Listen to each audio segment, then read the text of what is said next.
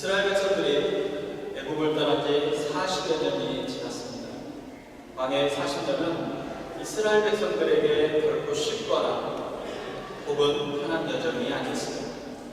낮에는 구름 기둥으로, 밤에는 불 기둥으로 지키시며 만나와 메뚜라기로 먹이셨습니다. 또 반석을 통해서 물을 공급해 주셨지만 안전된 삶을 살 수는 없었습니다. 그래서 늘 그들은 불안함과 두려움의 연속의 삶을 살았습니다. 그들의 불안함과 두려움은 종종 하나님의 권위를 인정하지 않았으며 불순종과 범죄함으로 인해서 심판의 대상이 되기도 했습니다. 40여 년의 광야살이는 어느 것 하나 의지할 것 없는 삶의 한가운데서 오직 하나님만 바라보는 훈련을 했던 것입니다. 그런데 이 훈련이 모두 마쳐진 것이 아닌 것 같습니다. 요단강 앞에서 이스라엘은 지도자였던 모세를 더 이상 동행할 수 없게 되었다는 사실을 알게 되었습니다. 그들은 한 번 더 마음 가운데 어려움을 겪게 되었습니다. 거기에 더해서 40여 년 전 12명의 정탐꾼을 보냈을 때 그때와 마찬가지로 현실의 벽을 마주하게 되었습니다. 이스라엘 백성들이 요단 앞에 섰을 때는 일과 무리를 출소하는 그런 시기였습니다. 이 시기에는 늦은 비가 온 지면을 적시고 요단을 향해서 세 개의 질과 또 급류가 만들어지고 레바논 산에서 구름마저 녹아서 함께 흐르기 때문에 강물이 불어나서 아주 큰 강과 급격한 급류를 만들어내는 시기였습니다. 말하자면 1년 중에 요단강을 건너기에 가장 불리한 시기에 요단강 앞에 섰다는 이야기입니다. 모든 것을 하시고 모든 지혜에 뛰어나신 하나님께서 왜 하필 이 시기에 이곳을 건너가게 하시는지 사실 의문입니다. 이스라엘 백성들은 가나안의 일곱 족속과 싸우기 전에 이미 큰 전쟁을 치르고 있습니다. 급류를 형성하며 흘러내리는 요단강 앞에 두고 상식과 믿음이 지금 싸우고 있는 것입니다. 삶의 지혜와 경험이 신앙과 싸움을 하고 있는 것입니다. 상식으로나 경험으로는 요단강을 건널 수 있는 방법은 없습니다. 요단강을 건넜다는 것은 이 어려운 싸움으로부터 승리를 의미하는 것입니다. 요단강을 건넌 이스라엘 백성들은 바로 이 상식과 믿음의 싸움에서 믿음이 승리했다, 믿음의 승리의 결과였다라고 말할 수 있습니다. 하나님을 신뢰하고 신앙함으로 승리하게 된 것입니다.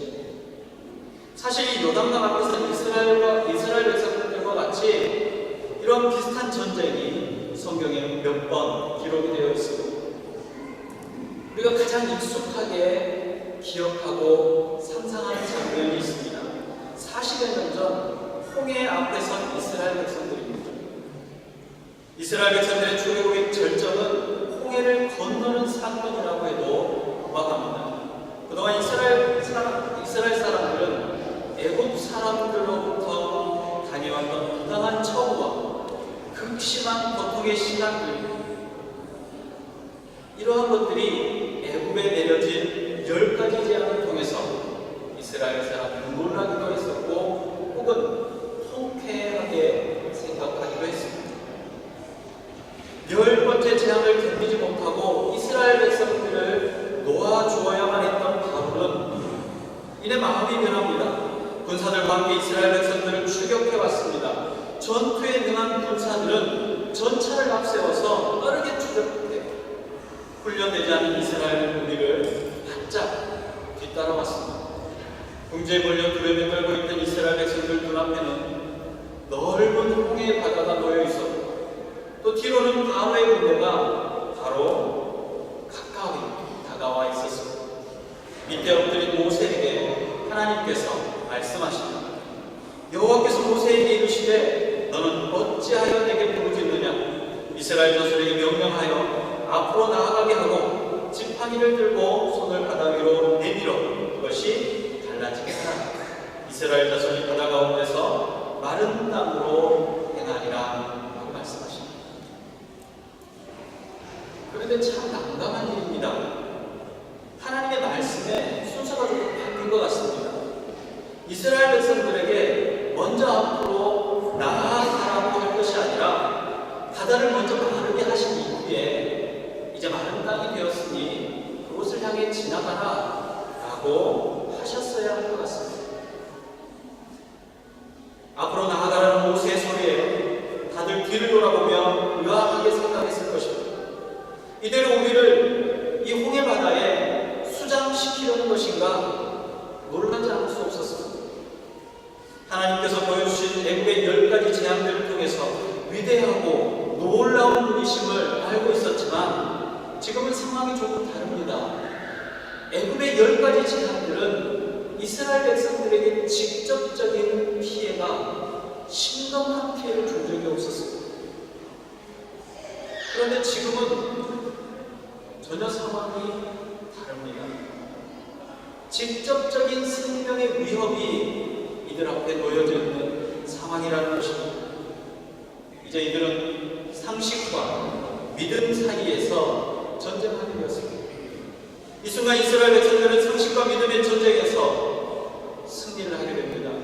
백성들은 하나님의 말씀에 순종하고 걸음을 옮겼고 모세는 지팡이를 들고 바다가 갈라지도록 조금 더 역사를 거슬러 올라가 보겠습니다. 강 앞에 흘러 치열하게 전쟁하는 한 사내가 있습니다. 그는 자신의 고향으로 가족들과 함께 내려가는 중에 있는 자신의 형 에서를 두려워하며 홀로 떨어져 있던 야곱이라는 사람. 잔머리와 지혜가 가득한 야곱은 여전히 분노가 가득해 있을 형 에서에게 몰살당하지 않도록 자신의 재산을 나누고 또 나눠서 이동시킵니다. 그리고 자신이 강을 건너가기 전에 형의 분노를 누그러뜨릴 수 있도록 많은 예물을 먼저 보냈습니다. 다음날 남겨진 가족들과 모든 재산을 함께 약복강을 건너게 합니다. 많은 일을 보고도 화가 풀리지 않아서 자신과 자신의 가족들까지 모두 죽일지 모른다라는 생각에 이 야곱은 자신만이라도 살아남아야겠다라고 생각하고 자신의 가족과 자신의 전 재산을 먼저 보내고 홀로 야곱 강가에 남아 있었던 것입니다. 그리고 그는 두려움과 불안함을 가득 안고 그 밤을 보냈습니다. 그 밤에 야곱은 어떤 사람과 날이 새도록 씨름을 하게 됩니다. 야곱은 허벅지 관절을 맞아 어긋날 때까지 그 사람을 놓아주지 않고 씨름합니다. 그날의 씨름은 야곱을 축복하고서야 끝납니다. 강가에서 벌어지는 이야기가 한 군데 더 있습니다. 엘리야 선지자를 따라 나서고 있는 제자 엘리사 선지자의 이야기입니다. 엘리야 선지자는 자신이 베델로 가야 하니 지금 있는 길갈에 머물러 있으라고 엘리사에게 말합니다. 그런데 이 엘리사는 죽어도 따라 나서겠다고 합니다. 할 수 없이 베델에 함께 도착한 엘리야는 여리고로 가야 하니 베델에 머물라고 다시 말합니다. 이번에도 엘리사는 무슨 일이 있어도 엘리야 선지자를 따라가겠다고 고집합니다. 여리고에 도착한 엘리야는 요르단을 건너가야 하니 여리고에 머물러 있으라 하고 말합니다. 지지리도 말을 듣지 않는 이 제자 엘리사는 이번에도 엘리야를 떠나지 않고 동행하겠다고 말합니다. 요르단에 도착한 엘리야는 자신의 겉옷을 둘둘 말아서 물 위로 내리쳐서 물을 가르고 엘리사와 함께 마른 땅 위로 걸어서 강을 건너가게 됩니다. 강을 건넌 엘리야 선지자는 엘리사에게 원하는 것이 무엇이냐 라고 물어봅니다. 엘리사는 엘리야에게 임한 영이 2배 갑절의 영이 내게 임할 수 있도록 해주십시오 라고 말합니다. 엘리야는 내가 지금 어려운 것을 구하고 있구나. 그러나 하나님께서 원하시면 그대로 될 것이다 라고 말합니다. 그때 불병거와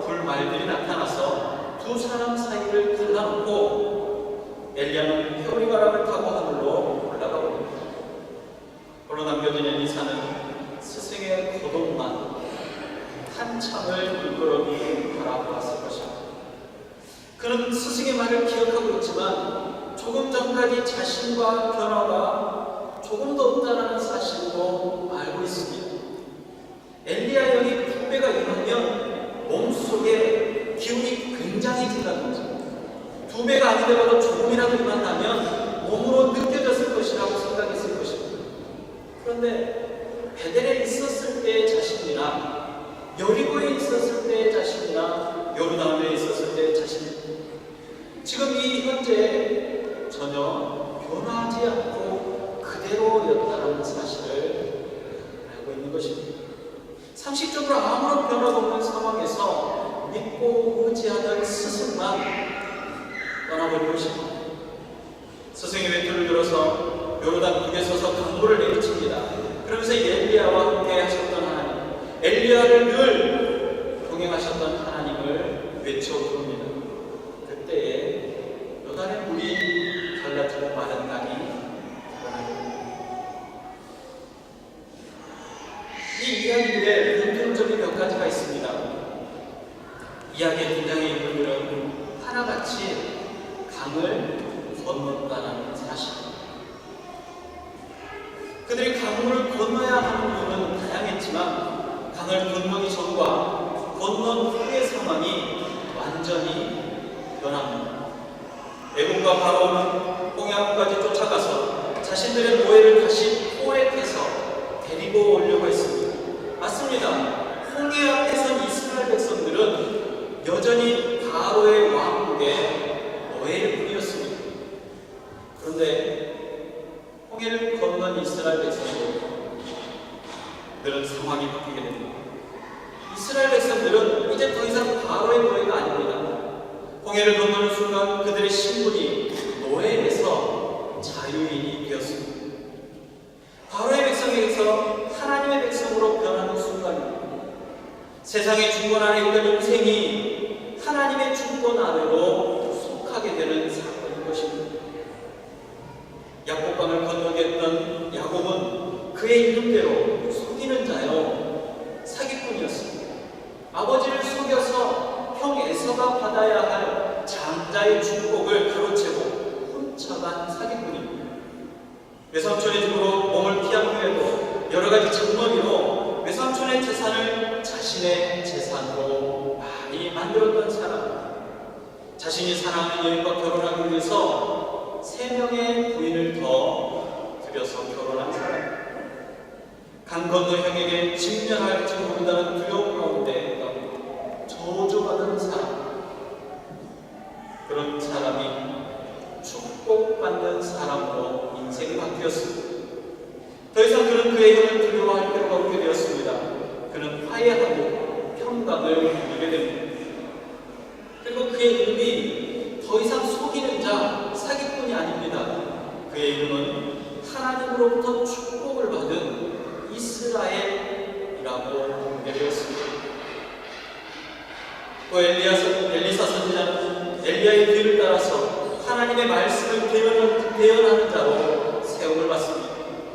요단강을 건너기 전에는 그저 위대한 선지자 엘리야의 제자일 뿐이었습니다. 요르단을 건넌 이후에 그는 엘리야의 사역을 이어서 하나님의 뜻을 전하며 하나님의 말씀을 드러내는 사역자로, 엘리야에게 임했던 영의 갑절의 영이 임한 그보다 훨씬 많은 능력을 발현했던 선지자로 세움받는 것입니다. 마찬가지로 오늘 요단강 앞에서 가나안으로 넘어가려고 했던 이스라엘 백성들도 상황이 바뀌게 됩니다. 그들은 40년을 광야를 떠돌던 떠돌이 나그네였습니다. 그런데 이제 가나안에 정착하게 됩니다. 그들은 더 이상 떠돌이가 아니라 정착민이 되었습니다. 나라도 민족도 존재 자체도 드러나지 않던 이스라엘 백성들이 이제 나라를 이루게 되었습니다. 하나님의 약속으로 그들의 받는 모든 땅을 자손 대대로 누리며 살게 될 것입니다. 대대로 그들은 하나님의 백성이라고 부르게 될 것이고, 그 땅은 거룩한 하나님의 통치하시는 땅이 될 것입니다. 그곳은 바로 하나님의 나라가 된다는 것입니다. 강을 건너던 사람들의 상황이 변한 것입니다. 더 정확히 말하자면 강을 건너기 전과 건넌 이후에 신분이 변한 것입니다.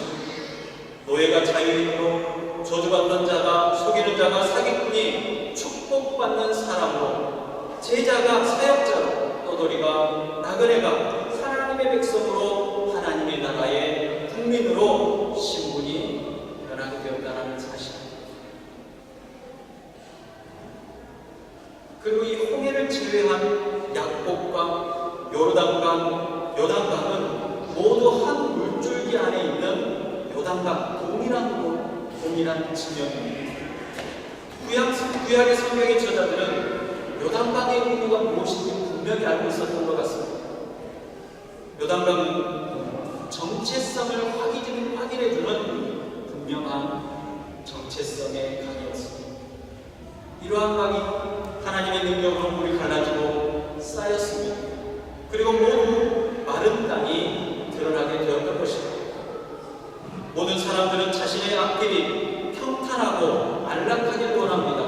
우리가 보는 환경이 마른 땅으로 편안하게 그 길을 가는 것을 좋아합니다. 그렇기 때문에 아브라함의 조카 롯은 눈을 들어서 목초지가 보이는 소돔과 고모라 쪽을 택했던 것입니다. 그때 실망한 아브라함에게 하나님께서 놀라운 말씀을 하십니다. 롯이 아브라함을 떠난 후에 여호와께서 아브라함에게 이르시되 너는 눈을 들어 너 있는 곳에서 북쪽과 남쪽 그리고 동쪽과 서쪽을 바라보라. 보이는 땅을 내가 너와 내 자손에게 주리니 영원히 이르리라 하는 말씀입니다. 롯은 지금 자신의 눈에 보기 좋은 한 곳을 선택해서 갔지만 하나님께서는 아브라함에게 동서 남북 사면의 모든 것을 아브라함에게 줄 것으로 약속하십니다. 사실 하나님의 이 약속 안에는 내가 너와 영원토록 함께 할 것이라는 약속이 담겨져 있습니다. 우리는 롯처럼 우리 눈에 보이는 길이 평탄하고 형통하기를 늘 원합니다. 그러나 하나님께서 계시는 곳은 그것이 물속이라고 할지라도 마른 땅이 드러나 우리로 형통을 누리게 하신다는 사실입니다. 이 사실을 아브라함은 믿었습니다. 그래서 아브라함을 향해서 믿음의 조상이라고 말하는 것입니다. 이 가까이 들었던 사람들의 또 다른 공통점이 한 가지가 있습니다. 그들은 강을 건너기 전에 모두가 자신을 성결하게 하는 일을 했습니다. 야곱 가까이 야곱은 지금껏 살아온 세계를 청산하는 철저한 회개의 시간이 있었습니다. 하나님 앞에서 죽지 않고 살 수 있는 방법이 있습니까? 있습니다. 거룩하게 되어지는 것입니다.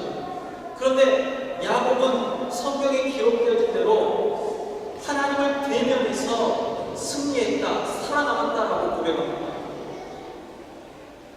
성경은 이 부분을 자세히 기록하고 있지는 않지만 그가 하나님 앞에 살 수 있었다는 고백은 자신의 모든 죄를 고백하며 다시는 그 죄 가운데로 거하지 않기로 결단했다는 이야기입니다.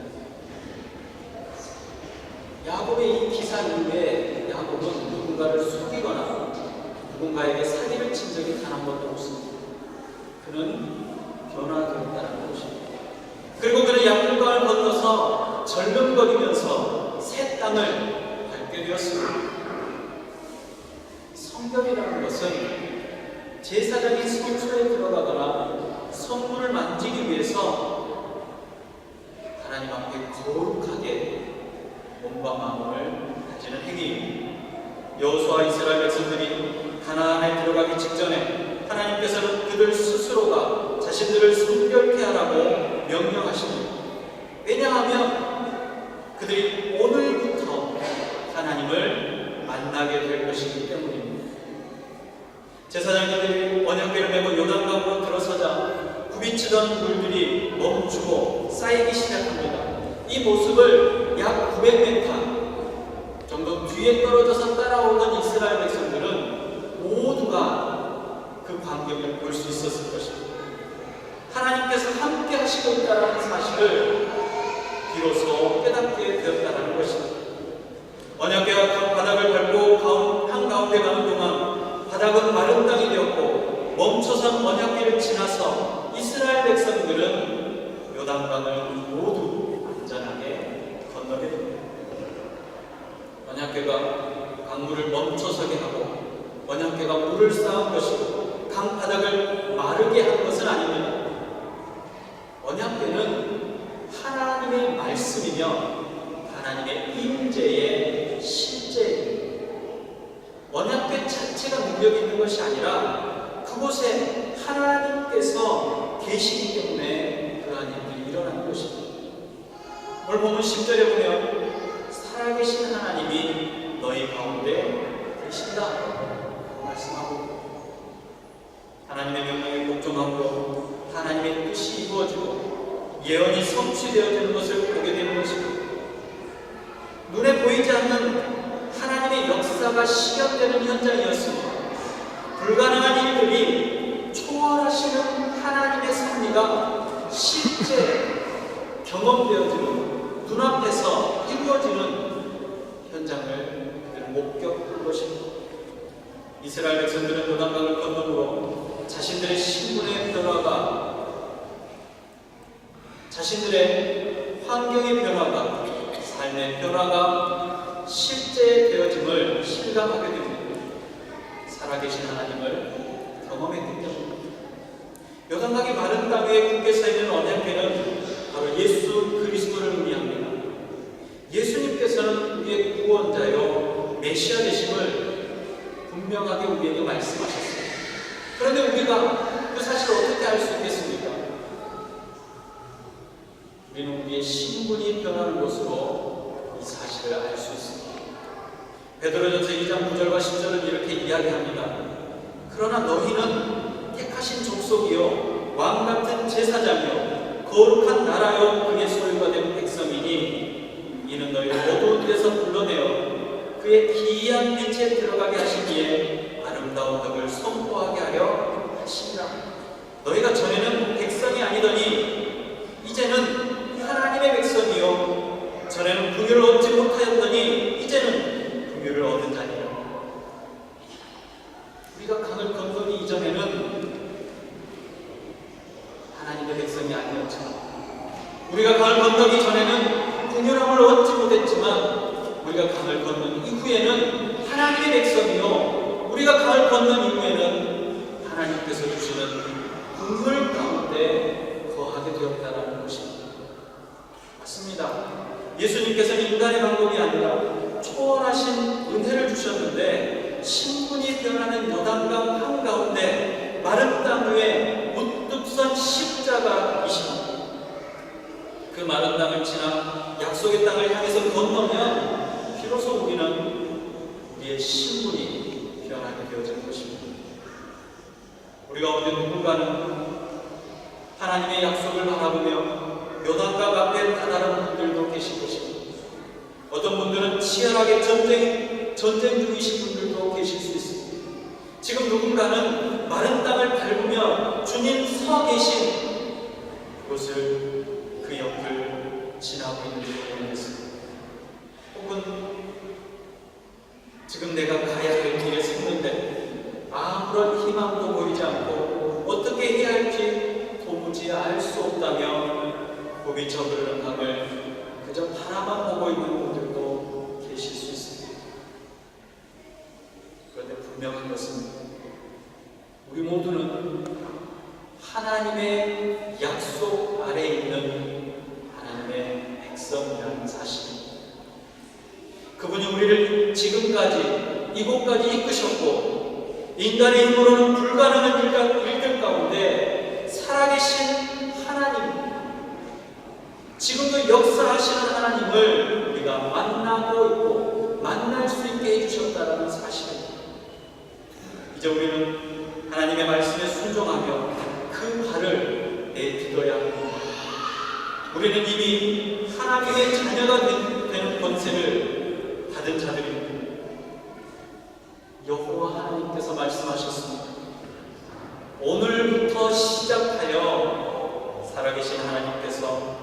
너희 가운데 계신다. 우리는 스스로를 정결케 하고 말씀에 순종하며 걸음을 내디딜 때 지금도 살아계시되 역사하시는 하나님을 경험하게 될 것입니다. 새로운 해 두 번째 주일, 금년 한 해 여러분들의 삶 가운데 하나님의 살아계심과 역사하심이 가득하시기를 주님의 이름으로 축복합니다. 기도하겠습니다.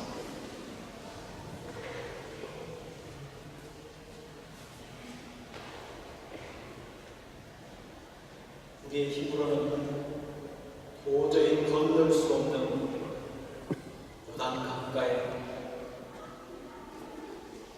그 강물을 좌우로 쌓으시고 마른 땅 위에 우뚝 서서 그 백성들을 지나가게 하시는 예수님, 우리를 요단강까지 인도해 주심을 감사합니다. 이 강을 건너 이제 우리는 세상의 노예가 아니라 하나님의 백성이며 자유자가 되었음을 선포합니다.